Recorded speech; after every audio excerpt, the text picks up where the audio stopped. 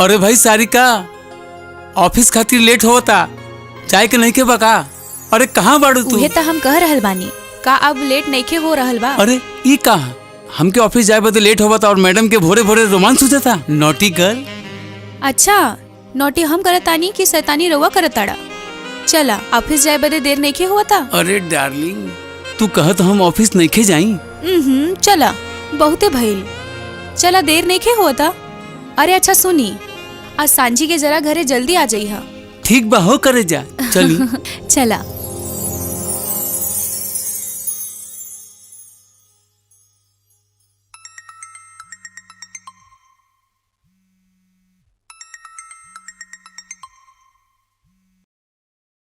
Hello ममता, कैसन बाड़ू? माई Sweetu friend model.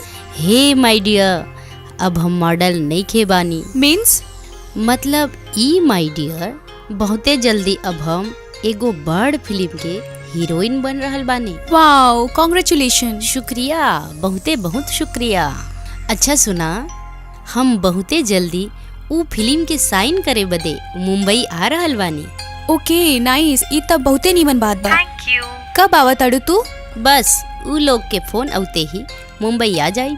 और हाँ, मुंबई आवे के बाद हम तोहरे संग तोहरे घर पर रहब। तारा के कोई परेशानी तो नहीं ना बा? नहीं, पर अरे का भइल? एक बार हम उनका से हम ताहर घर आके रुकब त ताहरा अच्छा नहीं लागी? नहीं, ऐसन बात नहीं खे बा। एक बार हम उनसे पूछ ले तानी और ये फिर हम रात में तोहके बताओ तानी। Okay my dear. Sorry Mamta, you can understand. हम समझा तानी हो, तू अपन पति से बात करके हमके बतैहा। ओके बाय।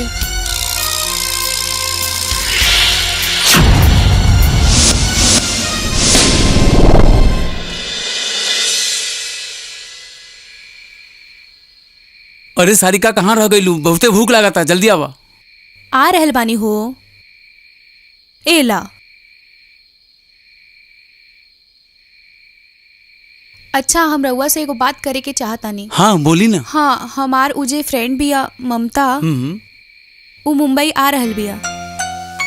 तहार फ्रेंड? अच्छा अच्छा, ममता। हाँ, वो मुंबई आवत हई? अरे वाह, ई तो निमन बात है। और वो हमनी के घर रुकल चाहतिया। हमनी के घर? लेकिन वो तो मॉडल भी है ना। यहाँ वो कैसे एडजस्ट कर पाई? देखा, ये हमनी लोअर मिडिल क्लास सोसाइटी में रहता नहीं जा। नहीं, और वैसे भी डार्लिंग, वो यहाँ रही तो हमनी डिस्टर्ब हुई ना। हम समझतानी, और हम ओके कहनी भी कि हम राउर इजाजत के बिना कुछ न करब, पर वो कहाँ इतना दिन रुके वाली बिया। 2-4 दिन के तब बाद बा। और इकलौती हमार फ्रेंड बिया, ओके मना करल हमके ठीक नहीं लागता। राउर मन बा ओकरा रखे के? अगर रउआ चाहब ता।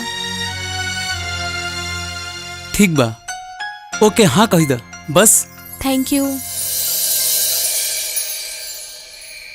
अरे भाई सारिका, कहाँ रह गईलू तू? हाँ जी, आ रहल बानी। अब का रह गईल? कहाँ जाता तू? बस हो गईल, हम चेंज करके आवत तनी। अरे का चेंज करबू? एने आवा। अच्छा, वो तहार फ्रेंड ममता कब आवतिया? हम अपन फोन तब भूल गइल बानी, ओकरा के फोन लगावे के बा। अरे रुका, ला हमार फोन से बात कइला।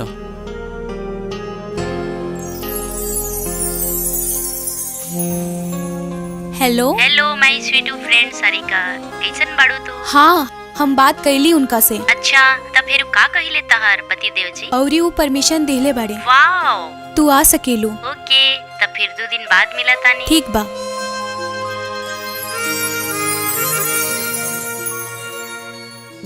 कब आवतिया तहार फ्रेंड? 2 दिन बाद आवतिया। तब फिर शुरू हो जाई जा। काहे खातिर?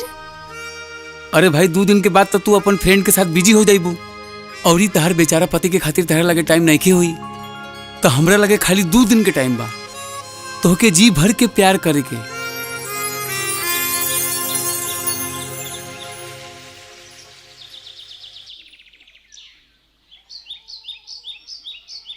अरे आवतनी भाई, आवतनी। कौन आ गई भोरे भोरे?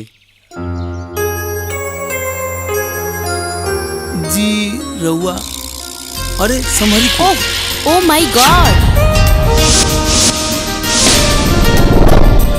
हम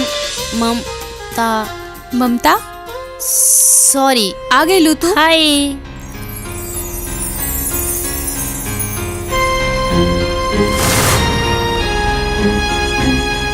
चला आवे में कोनो परेशानी तो ना भइल? नहीं नहीं, कोनो दिक्कत नहीं भइल।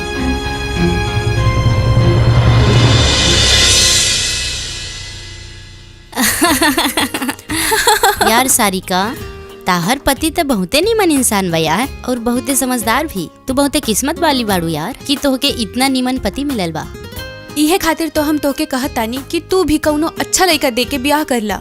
कबो नहीं, इस शादी ब्याह के झंझट में हम ना पड़ सकेनी। हमार तक कैसे अलग बा, यू नो, अभी तो टॉप के हीरोइन बने के बा। ई पति, किचन, दाल वाल, पति के परमिशन और ये सब ना साहब। स्वर्ग के सैर भी होला हर रात ब्याह के बाद में, और ये सब भुला जाले फिर। अच्छा बेटा, तू अकेले अकेले रात की मजा ले ताड़ू।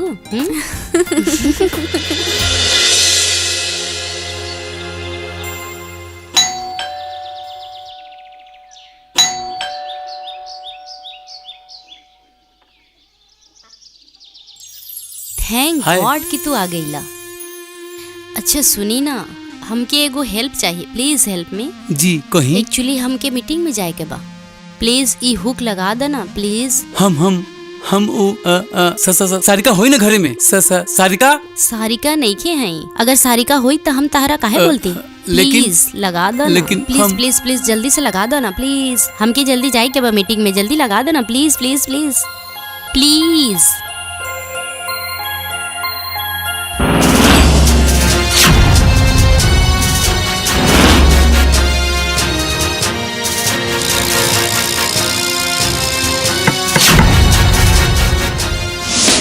सारिका, अरे अरे वो देखा सारिका भी आ गई है।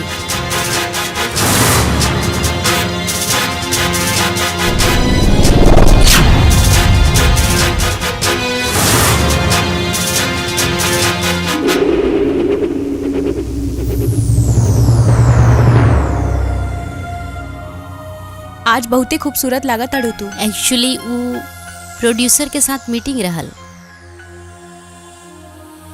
अच्छा सारिका, हम आवा तनी। हाँ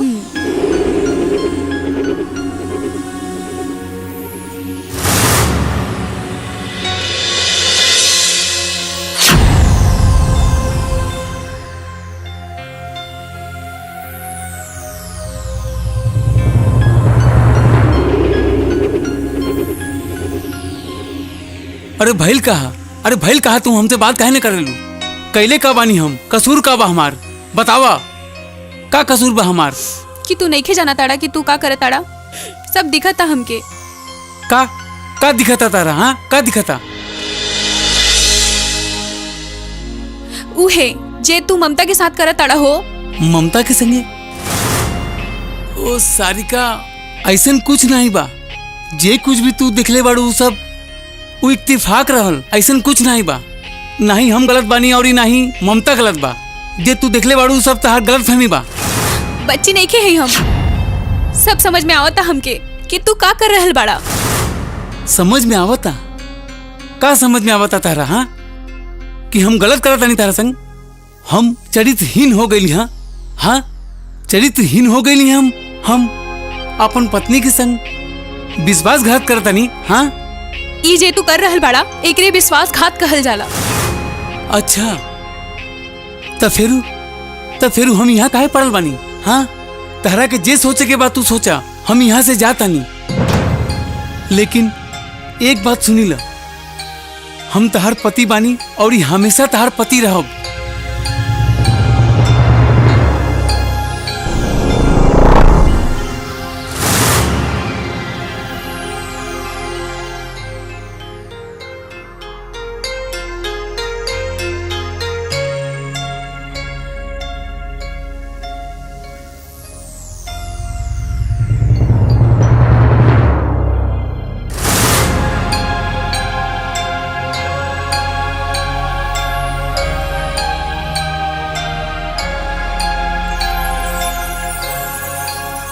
इतना राती के सारिका के अकेले छोड़ी के यहाँ बैठ के पी रहल बड़ा का भइल?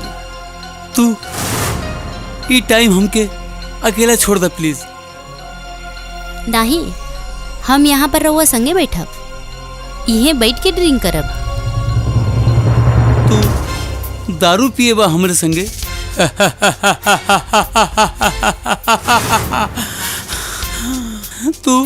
तू ड्रिंक करवा हमरे संगे? तू ड्रिंक करवा हमरे संगे?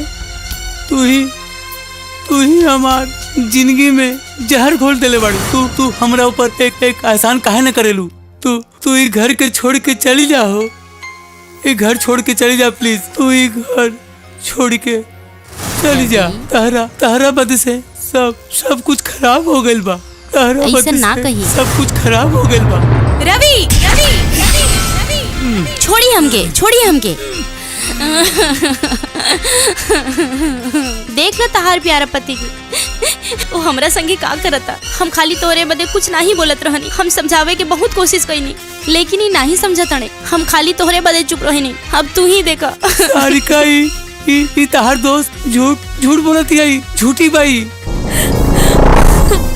हम करिया बानी, यही खातिर तू ये सब करत अड़का। सारिका हम कुछ नहीं कहले बानी। सारिका ई नाटक करेली तहारी दोस्त नहीं। झूठ बोलती आई।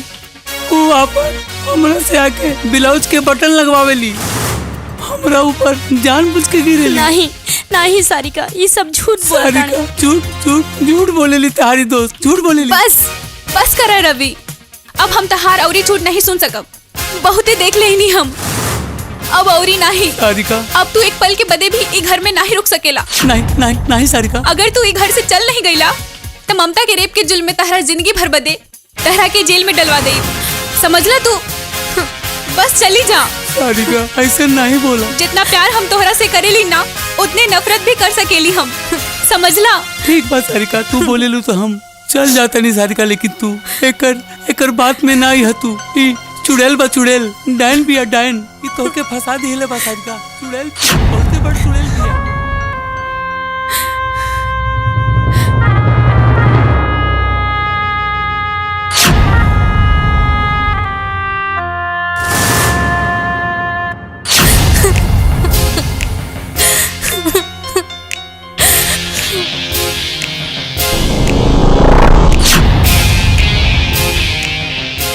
बेचारा रवि समझ नहीं खे पाइल हमनी के चाल के। समझ ही नहीं पौले की ममता और ई सारिका एक दोसर खातिर बनल है।